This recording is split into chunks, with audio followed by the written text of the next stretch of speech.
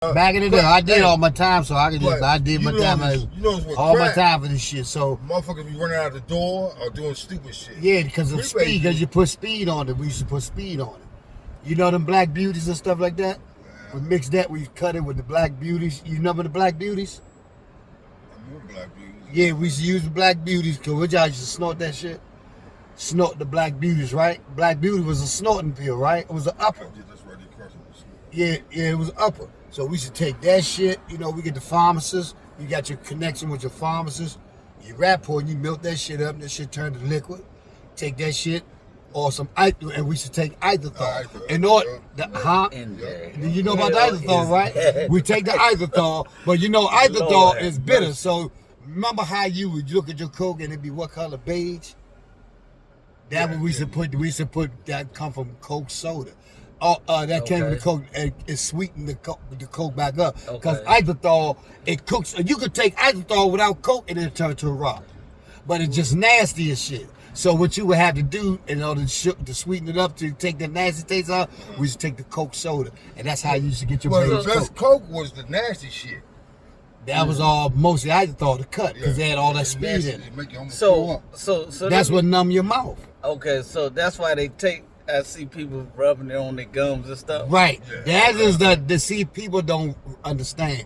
Pure Coke don't numb you, dumbass. That's the cut. Okay. The cut numb you. I thought you can go to the record store. They stopped selling it across the counter. We used to go in there and buy a whole 2-3 keys of that shit. Well, how much you got in here? Buy them out. Okay.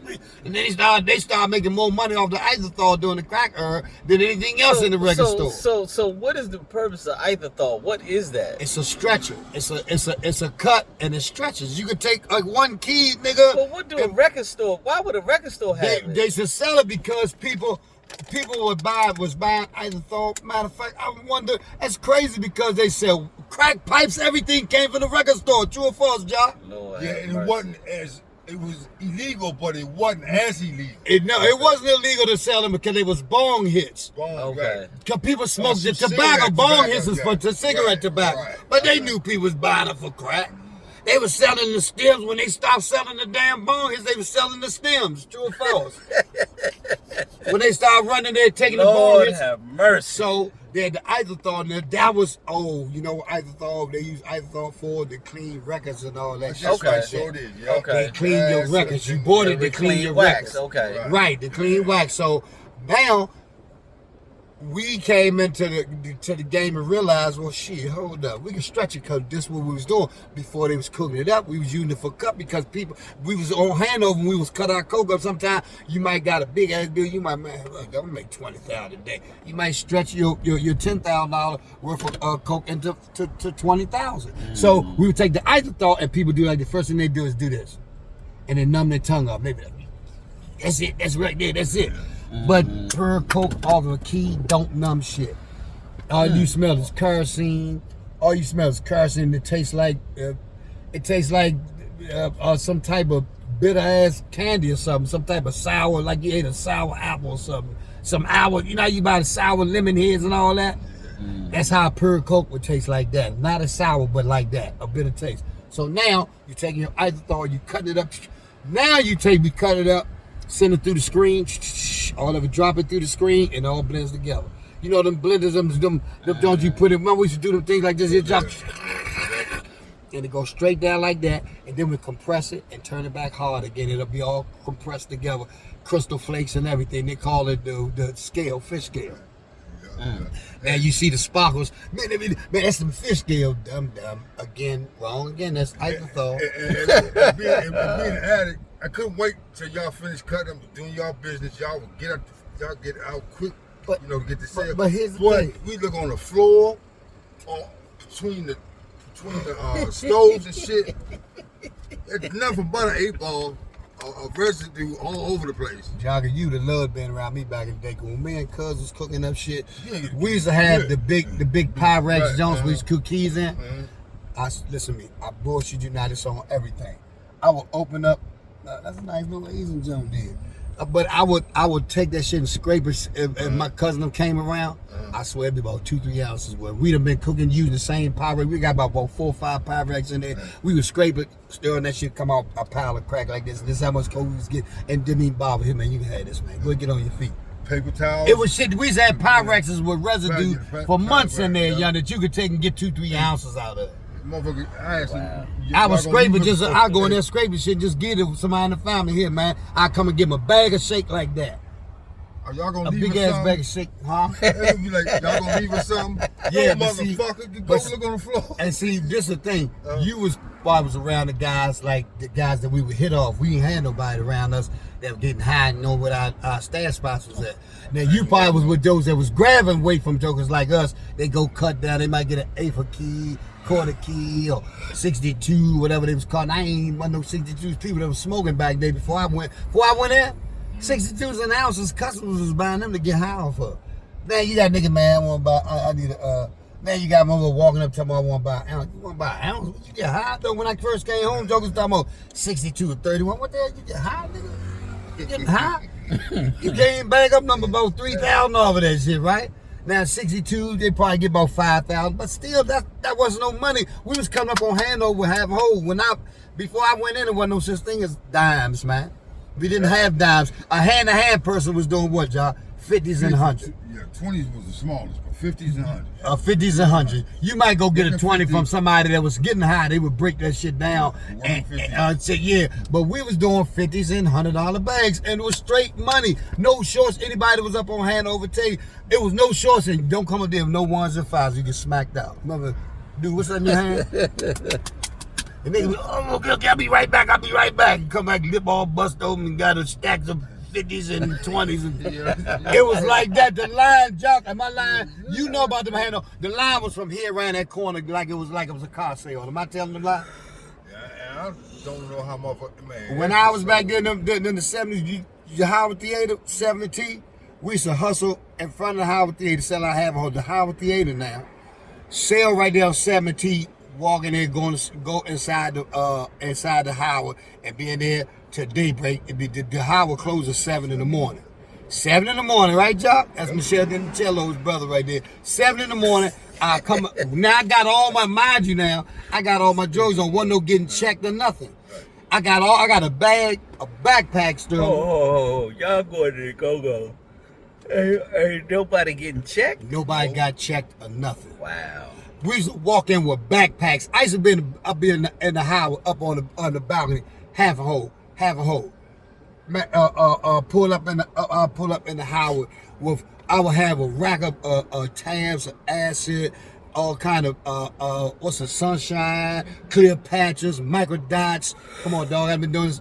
It's been all my life. That's all I know. Okay. Anyway, being there after this was over with. After the go-go, I played somebody, schoolboys, whoever I was playing with during this time. 7 in the morning time, after Ransom get finished playing, Ransom be finished about 7:30. It look like this when we come out the Howard Theater. I go right out and walk to the corner and be out there and start banging, tell all my product gone, then I get in my car and go home. This is how it was to play. And George Avenue, you couldn't even drive up George Avenue a certain time of day. It looked George Avenue, man, with just people. Like, see the street right here? It was just packed. You had to go down 3 blocks and go park your car and come back. The whole George Avenue, all the way up to the Black Hole, dog, was just packed with people in the middle of the street. You just walk through the crowd. My man Sterling, rest in peace. Sterling, he would hold. Sometimes he would have the bag. Or sometimes I would hold it. He'd have his hammer on. But you didn't get no robbing, no shooting, because everybody had money. It was just an open air market. They had to shut this place down. It was crazy. These Europeans is walking around with so-called white people.